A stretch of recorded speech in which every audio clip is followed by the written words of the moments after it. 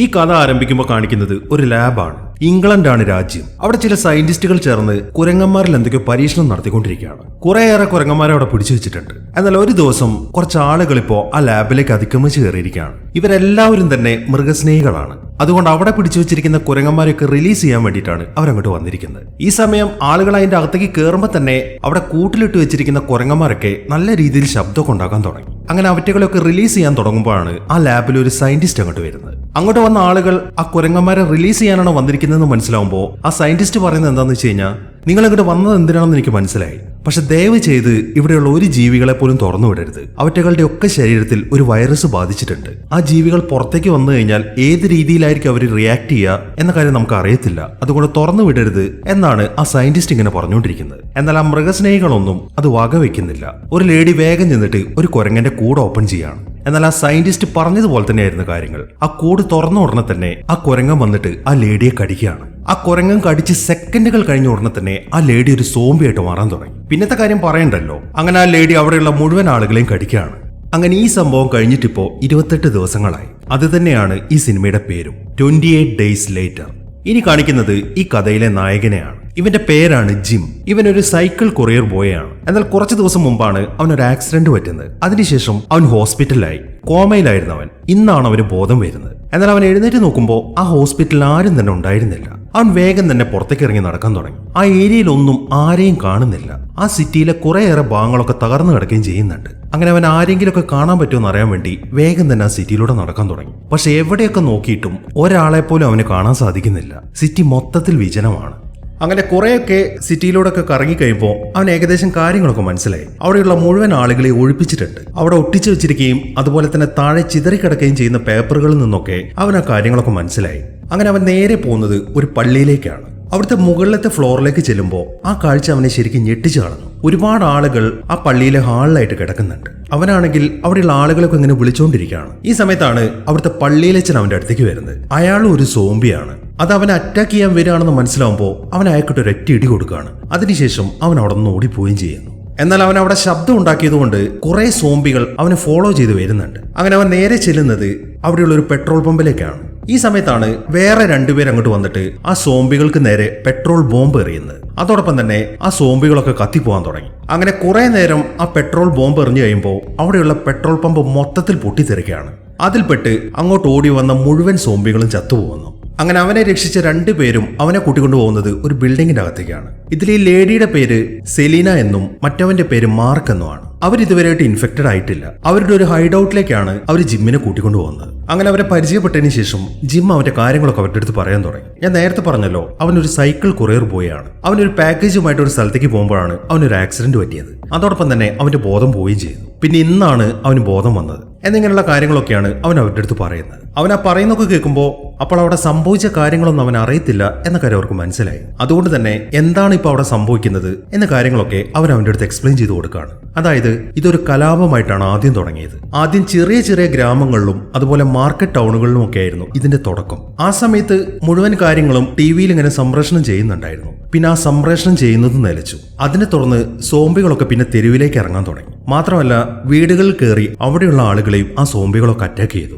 Rage virus എന്നൊരു തരം virus ഉണ്ട്. അതൊരു ലാബിലാണ് ഉണ്ടാക്കിയിരുന്നത്. അതെങ്ങനെയോ പുറത്തു കടന്നു. അതിനെ തുടർന്നാണ് മനുഷ്യർക്കൊക്കെ ഈ വൈറസ് ബാധിച്ചിട്ട് അവരൊക്കെ സോംബികളായിട്ട് മാറിയത്. ഈ വൈറസ് സ്പ്രെഡായി എന്ന് മനസ്സിലായപ്പോൾ തന്നെ ഇവിടുത്തെ ഗവൺമെന്റ് സിറ്റി മൊത്തം ഒഴിപ്പിക്കാൻ ശ്രമിച്ചതാണ്. പക്ഷെ അപ്പോഴേക്കും സമയം ഒരുപാട് വൈകി കഴിഞ്ഞിരുന്നു. ശരിക്കും പറഞ്ഞാൽ ഈ ഇൻഫെക്ഷൻ ലോകം മൊത്തത്തിൽ ഇപ്പോൾ പടർന്നു പിടിച്ചിരിക്കുകയാണ്. ഒരു ഗവൺമെന്റോ ഒരു സൈന്യമോ ഒന്നും തന്നെ ഈ സോംബികളെ തടയാനിപ്പോ ഇല്ല എന്നിങ്ങനെയുള്ള കാര്യങ്ങളൊക്കെയാണ് അവർ അവന്റെ അടുത്ത് പറഞ്ഞു കൊടുക്കുന്നത്. അതെല്ലാം കേട്ട് ജിമ്മനാണെങ്കിൽ ഒരു ഞെട്ടലാണ് ഉണ്ടാവുന്നത്. എനിക്ക് എന്റെ പാരന്റ്സിനെ കാണണം എന്ന് പറഞ്ഞിട്ട് അവൻ വാശി പിടിക്കാൻ തുടങ്ങി. നീ എന്തിനാണ് ഇങ്ങനെ ബഹളം വെക്കുന്നത്? അവരൊന്നും ഇപ്പൊ ജീവനോടെ ഉണ്ടാവത്തില്ല എന്നൊക്കെ സെലീനയും മാർക്കും അവനോട് പറയുന്നുണ്ട്. പക്ഷെ അതൊന്നും അവൻ വിശ്വസിക്കുന്നില്ല. എന്റെ അച്ഛനും അമ്മയ്ക്കും ഒരു കുഴപ്പം ഉണ്ടാവത്തില്ല. ഞാൻ അവരുടെ ആകെയുള്ള ഒരു മകനാണ്. എനിക്ക് എന്തായാലും എന്റെ വീട്ടിലേക്ക് പോയേ പറ്റൂ എന്നൊക്കെ പറഞ്ഞ് അവനിങ്ങനെ വാശി പിടിച്ചുകൊണ്ടിരിക്കുകയാണ്. മറ്റൊരു നിവൃത്തിയും ഇല്ലാത്തതുകൊണ്ട് അവരതിന് സമ്മതിക്കുകയും ചെയ്യുന്നു. പക്ഷെ അവർക്ക് രാത്രി എന്തായാലും യാത്ര ചെയ്യാൻ പറ്റത്തില്ല. കാരണം മെയിൻ ആയിട്ട് ഈ സോംബികൾ പുറത്തേക്ക് ഇറങ്ങുന്നത് രാത്രിയിലാണ്. സമയമാണെങ്കിൽ ഇരുട്ടാനായിട്ടുണ്ട്. അതുകൊണ്ട് തന്നെ നാളെ നമുക്ക് നിന്റെ വീട്ടിലേക്ക് പോവാം എന്നാണ് മാർക്ക് പറയുന്നത്.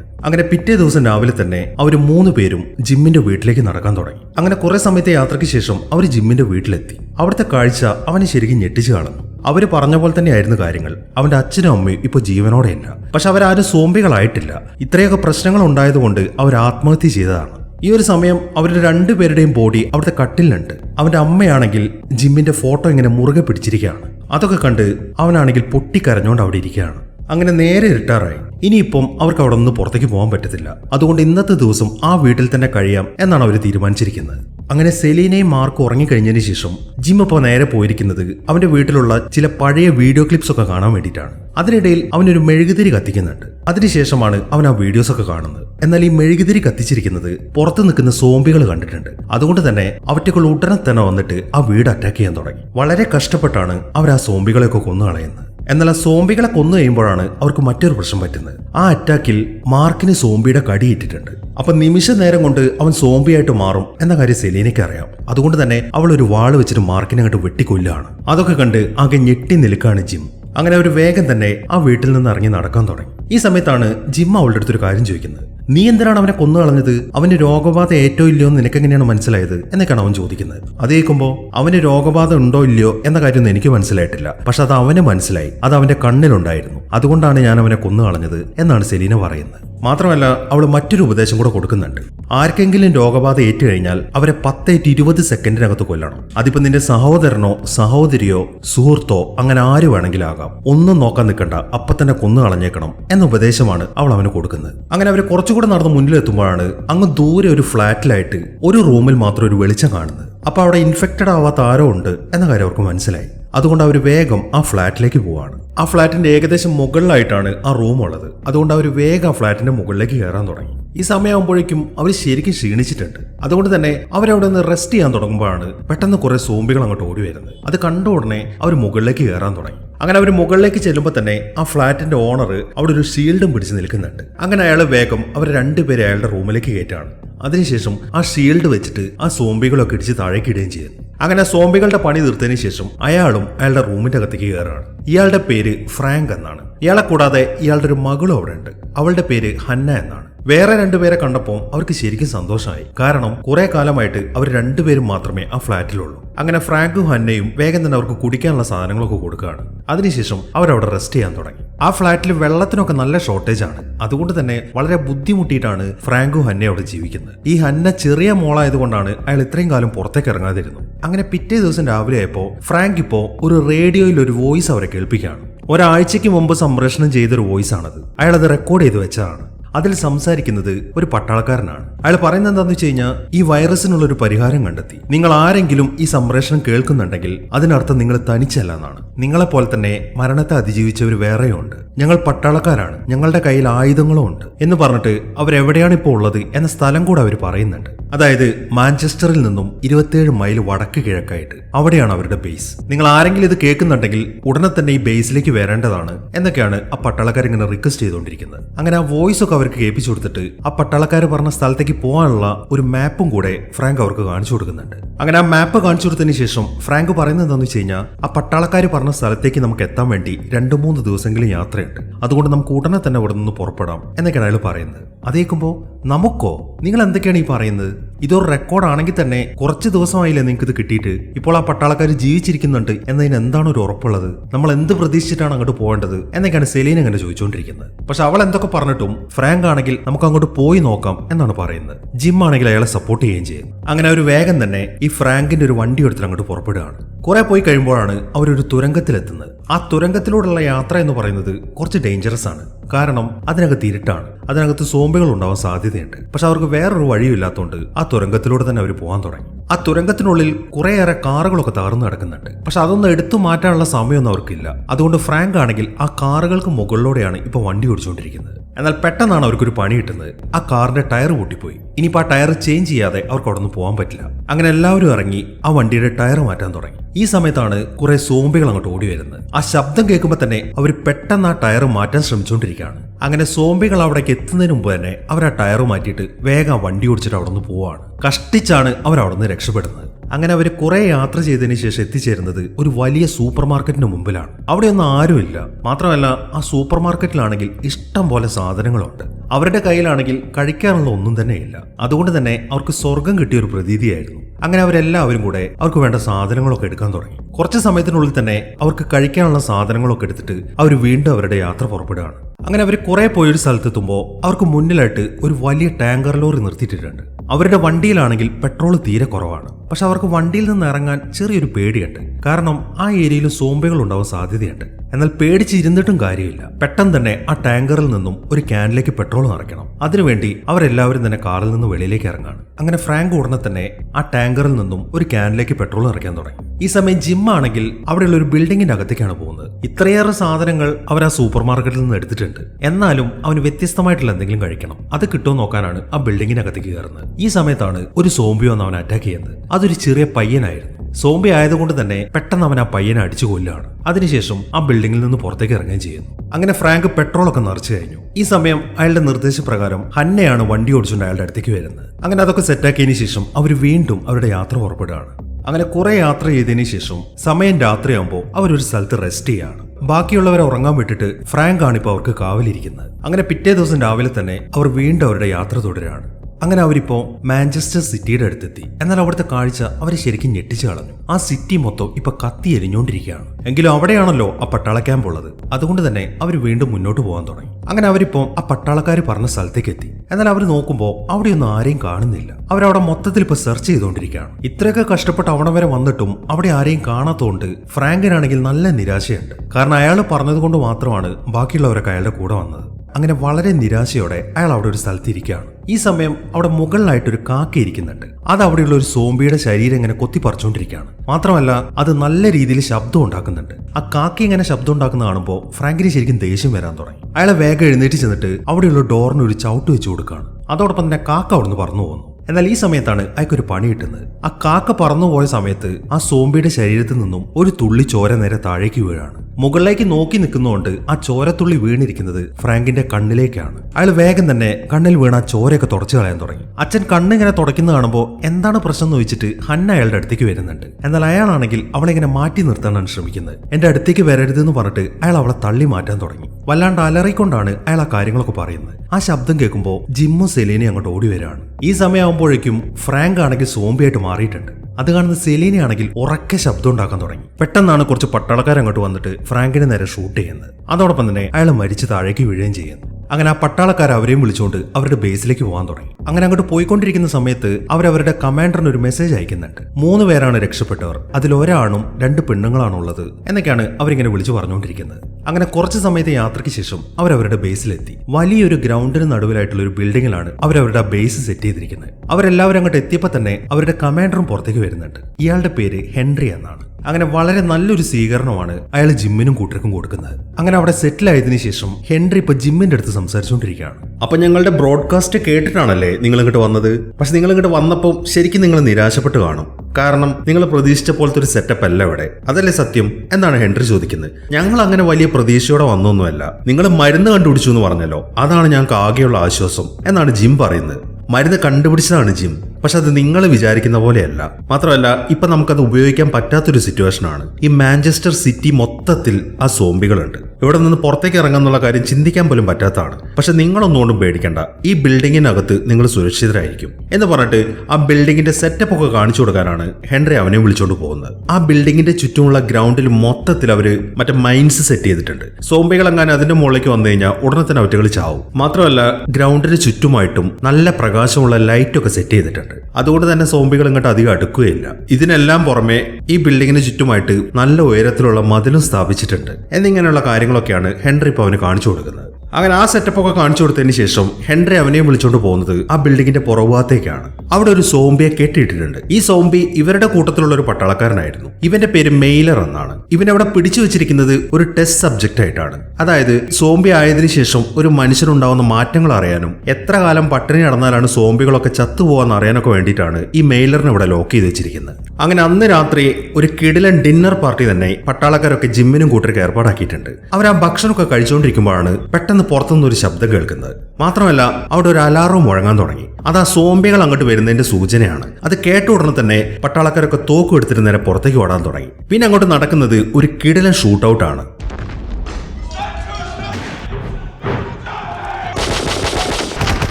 അങ്ങനെ പെട്ടെന്ന് തന്നെ പട്ടാളക്കാരങ്ങോട്ട് വന്ന മുഴുവൻ സോംബികളെയും കൊന്നുകളയാണ്. അതിനുശേഷം അവരെല്ലാവരും ആ ബിൽഡിങ്ങിന്റെ അകത്തേക്ക് തന്നെ നടക്കാൻ തുടങ്ങി. ഇതെല്ലാം നോക്കിക്കൊണ്ട് സെലീനയും ജിമ്മും അവിടെ തന്നെ നിൽക്കുന്നുണ്ട്.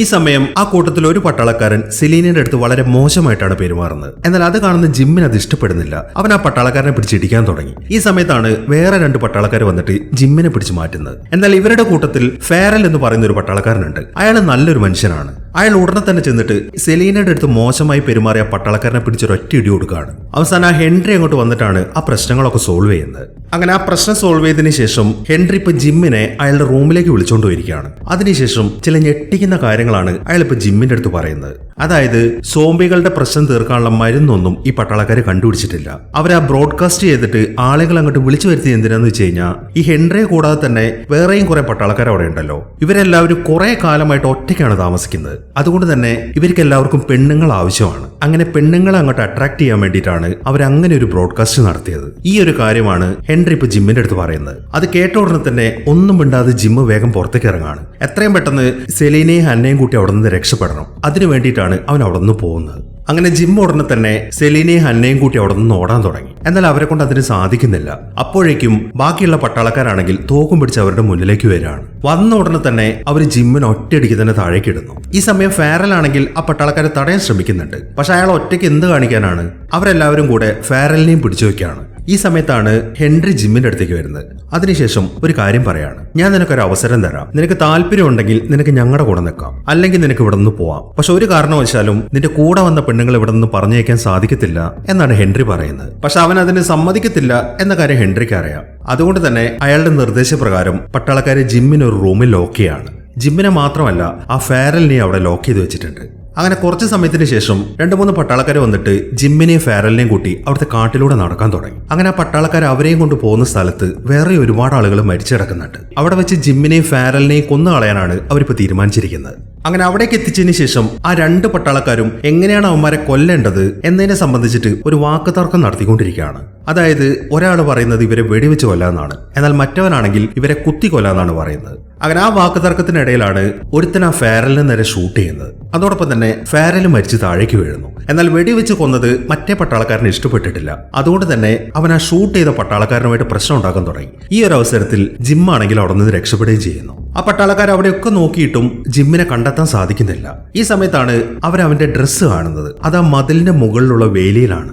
അതിൽ നിന്നും അവൻ ആ മതില് ചാടി രക്ഷപ്പെട്ടു എന്ന കാര്യം അവർക്ക് മനസ്സിലായി. ഒരു പട്ടാളക്കാരൻ പറയുന്നത് എന്താണെന്ന് വെച്ച് കഴിഞ്ഞാൽ ആ മതില് ചാടിയ സ്ഥിതിക്ക് അവൻ ഒരിക്കലും രക്ഷപ്പെടാൻ പറ്റത്തില്ല. അവന്റെ കാര്യം ആ സോംബികൾ നോക്കിക്കോളും. ഇനി നമുക്കിതിലൊന്നും ചെയ്യാനില്ല എന്ന് പറഞ്ഞിട്ട് ആ പട്ടാളക്കാർ തിരിച്ച് അവരുടെ ബേസിലേക്ക് പോവാണ്. ഇതേ സമയം തന്നെ ജിം ആണെങ്കിൽ ആ കാട്ടിലൂടെ എങ്ങോട്ടെന്നില്ലാതെ ഓടിക്കൊണ്ടിരിക്കുകയാണ്. കുറെ ഓടിക്കഴിയുമ്പോൾ അവൻ തടഞ്ഞ് താഴേക്ക് വീഴാണ്. ഈ സമയത്താണ് അവനൊരു കാഴ്ച കാണുന്നത്. മുകളിലൂടെ ഒരു ജെറ്റ് വിമാനം പോകുന്നുണ്ട്. അതിൽ നിന്നും സർവൈവ് ചെയ്ത വേറെ ആൾക്കാർ അവിടെ ജീവിക്കുന്നുണ്ട് എന്ന കാര്യം അവന് മനസ്സിലായി. അങ്ങനെ അവൻ നേരെ പോകുന്നത് ആ പട്ടാളക്കാരുള്ള ബിൽഡിങ്ങിലേക്ക് തന്നെയാണ്. എന്നിട്ട് അവിടുത്തെ അലാറം ഓണാക്കാൻ തുടങ്ങി. ആ ശബ്ദം കേൾക്കുമ്പോൾ പട്ടാളക്കാരെല്ലാം വേഗം തന്നെ പുറത്തേക്ക് ഓടി വരികയാണ്. ഹെൻറി ആ കൂട്ടത്തിലുണ്ട്. അങ്ങനെ അവർ ഉടനെ തന്നെ ആ ഏരിയ മൊത്തം സെർച്ച് ചെയ്യാൻ തുടങ്ങി. പക്ഷെ അവർക്ക് എവിടെയും ജിമ്മിനെ കാണാൻ സാധിക്കുന്നില്ല. അങ്ങനെ കുറച്ച് സമയത്തിന് ശേഷം ആ ഹെൻറി നോക്കുമ്പോൾ അയാളുടെ കൂടെ വന്ന പട്ടാളക്കാരൻ അവിടെയുള്ള ഒരു ജീപ്പിൽ ഇരിക്കുന്നതാണ് കാണുന്നത്. പക്ഷെ അയാളിപ്പോൾ മരിച്ചിട്ടുണ്ട്. അങ്ങനെ അയാളെ മാറ്റിയതിനു ശേഷം ഹെൻറി ആ വണ്ടി എടുക്കാൻ തുടങ്ങി. പക്ഷെ അയാൾക്ക് സ്റ്റാർട്ട് ചെയ്യാൻ സാധിക്കുന്നില്ല. ഈ സമയത്താണ് ഒരു സോംബി അങ്ങോട്ട് വരുന്നത്. അത് കണ്ട ഉടനെ തന്നെ ഹെൻറി ആണെങ്കിൽ ആ സോംബിയെ വെടിവെച്ച് കൊല്ലുകയാണ്. അപ്പോഴേക്കും വേറെയും കുറെ സോംബികൾ അങ്ങോട്ട് വരാൻ തുടങ്ങി. അത് കാണുന്ന ഹെൻറി ആണെങ്കിൽ ആ സോംബികൾ എല്ലാവരെയും ഷൂട്ട് ചെയ്ത് വീഴ്ത്താണ്. അങ്ങനെ അവരൊക്കെ കൊന്നതിന് ശേഷം ഹെൻറി വേഗം തന്നെ അയാളുടെ ബേസിലേക്ക് ഓടിപ്പോവുകയും ചെയ്യുന്നു. അങ്ങനെ സമയം രാത്രിയാവുമ്പോൾ ജിം ഇപ്പം ആ ബിൽഡിങ്ങിന്റെ പുറകുഭാഗത്തെത്തി. അവനിപ്പോ നേരെ പോകുന്നത് അവിടെ കെട്ടിയിട്ടിരിക്കുന്ന മെയിലർ എന്ന് പറയുന്ന സോംബിയുടെ അടുത്തേക്കാണ്. അവൻ ഉടനെ തന്നെ അവന്റെ കയ്യിലുള്ള തോക്ക് വെച്ചിട്ട് ആ മെയിലറിനെ ലോക്ക് ചെയ്തിരിക്കുന്ന ചങ്ങലയിലേക്ക് ഷൂട്ട് ചെയ്യാൻ തുടങ്ങി. അതോടൊപ്പം തന്നെ ആ ചങ്ങല പൊട്ടിപ്പോവുകയും ചെയ്യുന്നു. അങ്ങനെ റിലീസായ ഉടനെ മെയിലർ നേരെ ആ ബിൽഡിങ്ങിന്റെ അകത്തേക്കാണ് പോകുന്നത്. ഇതേ സമയം തന്നെ സെലീനയെയും ഹന്നയെയും നല്ല രീതിയിൽ ഡ്രസ്സൊക്കെ ചെയ്യിപ്പിച്ചിട്ട് അവരൊരു സോഫയിൽ ഇരുത്തിയിരിക്കുകയാണ്. 2-3 പട്ടാളക്കാരും ആ റൂമിൽ തന്നെയുണ്ട്. ഈ സമയത്താണ് പുറത്തു നിന്നൊരു ശബ്ദം കേൾക്കുന്നത്. അത് കേൾക്കുന്ന ഒരു പട്ടാളക്കാരൻ ലൈറ്റ് ഇടാൻ വേണ്ടി വേഗം പുറത്തേക്ക് ഇറങ്ങാണ്. ഈ സമയം മറ്റേ പട്ടാളക്കാരനാണെങ്കിൽ അവിടുത്തെ ജനൽ വഴി പുറത്തേക്ക് നോക്കിക്കൊണ്ടിരിക്കുകയാണ്. പെട്ടെന്നാണ് മെയിലർ അങ്ങോട്ട് വരുന്നത്. വന്ന ഉടനെ തന്നെ അവൻ അവിടുത്തെ പട്ടാളക്കാരെ അറ്റാക്ക് ചെയ്യാൻ തുടങ്ങി. ഈ ഒരു അവസരത്തിൽ സെലീനയും ഹന്നയും പുറത്തേക്ക് ഓടുകയും ചെയ്യുന്നു. അങ്ങനെ ആ പട്ടാളക്കാരനെ കടിച്ചതിന് ശേഷം മെയിലർ ബാക്കിയുള്ളവരുടെ അടുത്തേക്ക് ഓടാൻ തുടങ്ങി. ഈ സമയമാകുമ്പോഴേക്കും കടിയേറ്റ പട്ടാളക്കാരനും സോംബി ആയിട്ടുണ്ട്. ഇതേ സമയം തന്നെ സെലീനയും ഹന്നയും പുറത്തേക്ക് ഓടുകയാണ്. എന്നാൽ ഈ സമയത്താണ് 2 പട്ടാളക്കാർ അങ്ങോട്ട് വന്ന് അവരെ പിടിക്കുന്നത്. എന്നാൽ അവരെ കൊണ്ട് അവിടെ നിന്ന് പോകാൻ തുടങ്ങുമ്പോഴാണ് ഒരു പട്ടാളക്കാരൻ അവിടെ നിന്ന് പേടിച്ചോടുന്ന അവർ കാണുന്നത്. അവന്റെ പുറകിലായിട്ട് ആ മെയിലർ ഓടുന്നുണ്ട്. അത് കണ്ട ഉടനെ തന്നെ സെലീനയുടെ അടുത്ത് നിൽക്കുന്ന ഒരു പട്ടാളക്കാരനാണെങ്കിൽ ആ മെയിലറിന്റെ പുറകെ പോവാണ്. ഇതേ സമയം തന്നെ വേറൊരു ഭാഗത്ത് ഒരു പട്ടാളക്കാരൻ പേടിച്ച് എങ്ങോട്ടുന്നില്ലാതെ ഓടിപ്പോയിക്കൊണ്ടിരിക്കുകയാണ്. പെട്ടെന്നാണ് ജിം അങ്ങോട്ട് വന്നിട്ട് ആ പട്ടാളക്കാരന്റെ വയറ്റത്തൊരു കുത്തു കൊടുക്കുന്നത്. അതോടൊപ്പം തന്നെ അവരുടെ പണി തീരുകയും ചെയ്യുന്നു. അങ്ങനെ ജിം നേരെ സെലീനയുടെയും ഹന്നയുടെ അടുത്തേക്കാണ് ഓടുന്നത്. ഇതേ സമയം തന്നെ ഹെൻറി ആ ബിൽഡിങ്ങിലേക്ക് എത്തിയിട്ടുണ്ട്. അയാളെ നോക്കുമ്പോൾ അയാളുടെ കൂട്ടത്തിലുള്ള പട്ടാളക്കാരൊക്കെ മരിച്ചു കിടക്കുന്നതാണ് കാണുന്നത്. അത് കണ്ട് അയാൾ ശരിക്കും ദേഷ്യത്തിലിരിക്കുകയാണ്. ഈ സമയം തന്നെ മറ്റേ പട്ടാളക്കാരൻ സെലീനയും കൂട്ടി നേരെ ഒരു റൂമിലേക്കാണ് പോകുന്നത്. എന്നാൽ പെട്ടെന്നാണ് ജിം അങ്ങോട്ട് ചെല്ലുന്നത്. വന്ന ഉടനെ തന്നെ അവൻ ആ പട്ടാളക്കാരനുമായിട്ട് ഫൈറ്റ് ചെയ്യാൻ തുടങ്ങി. ആ ഫൈറ്റിനിടയിൽ അവനാണെങ്കിൽ അയാളുടെ 2 കണ്ണും ഞെക്കി പൊട്ടിക്കുന്നുണ്ട്. അങ്ങനെ കുറെ നേരത്തെ ശ്രമത്തിന് ശേഷം ജിം അയാളെ കൊന്നുകളയാണ്. ഈ സമയം ജിമ്മിന്റെ ദേഹത്ത് മൊത്തം ചോരയായിട്ടുണ്ട്. അത് കാണുമ്പോൾ അവനെങ്ങാനും ഇൻഫെക്റ്റഡ് ആയോ എന്നാണ് സെലീനയുടെ ഡൗട്ട്.